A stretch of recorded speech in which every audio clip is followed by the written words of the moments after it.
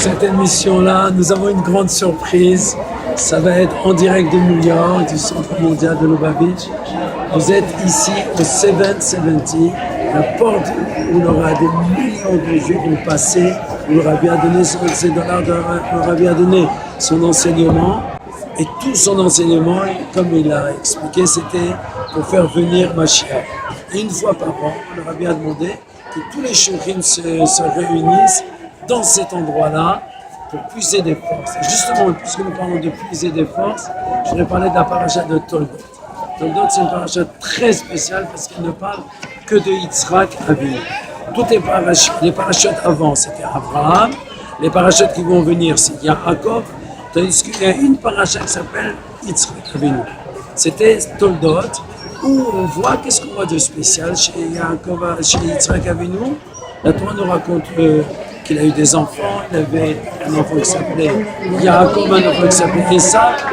Et Yaakov était un tzaddik. Et Yaakov était un homme qui s'est complètement détourné du chemin. Et on voit que Yitzhak a voulu bénir Esav. Ce n'est que grâce à Rivka, son épouse, que la bracha est venue chez Yaakov. Quel est le sens de cette volonté de Yitzhak de bénir Esav alors qu'il sentait qu'il n'était pas au niveau de Yaakov? Quelle deuxième chose on voit aussi chez Yitzhak? Que la paracha nous raconte qu'il a voulu creuser des puits. Il en a creusé 3. Et c'est seulement au troisième puits, Rehovot, que là il était tranquille. Le Ramban fait des allusions 3 temps, que le premier va être détruit, le deuxième va être encore détruit, mais le troisième va être avec le Mashiach.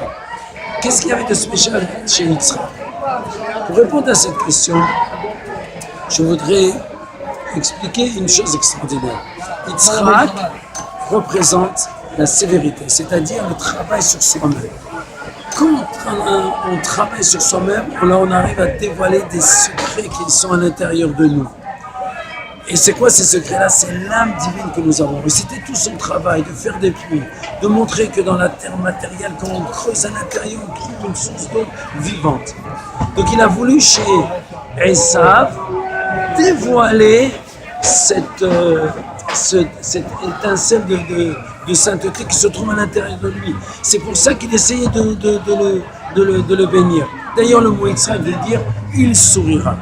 Mais nos sages nous disent que le visage d'Yitzhak ressemblait au visage de Yaakov, de Avram. Ça veut dire Avram, ça représente la bonté, Yitzhak, c'est la sévérité. C'est-à-dire dans cette sévérité que Yitzhak montrait sur son travail de soi-même, le but de cette sévérité, c'était de la bonté. C'est pour ça que son visage était celui de Yitzhak. Celui d'Abraham, qui était son papa, qui représentait la bonté. Et ce travail-là, c'est un travail que Dieu demande à chacun de nous. C'est le travail qui va nous amener à la venue du Mashiach. Quand on travaille à l'intérieur, on va dans le monde et on dévoile la lumière profonde qu'il y a chez chaque juif, pas seulement chez chaque juif, dans le monde entier, parce que le monde entier a été fait pour Dieu. Les goyim, les nations, ils ont 7 mitzvot, et il faut dévoiler chez eux le bien qu'ils ont en eux, et c'est notre devoir. Et c'est ça ce qu'on a vu chez Yitzhak, que Avimelech est venu chez lui, s'est annulé devant lui, et ça c'est le travail que nous devons faire. Alors, je vous souhaite une bonne continuation, qu'on se retrouve tous l'année prochaine ici, chez le Rabbi, au 770. Alors, je remercie Alter qui travaille dans ces domaines-là.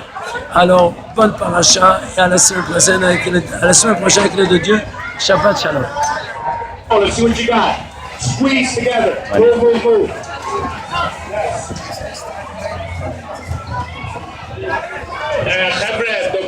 C'est qui ça? C'est le français ici? Alors, tout le monde comme ça. Up here, here's a cutoff. Let's go right here. From here, you cut off, otherwise you're not in the picture. Yeah, tout le monde à 6.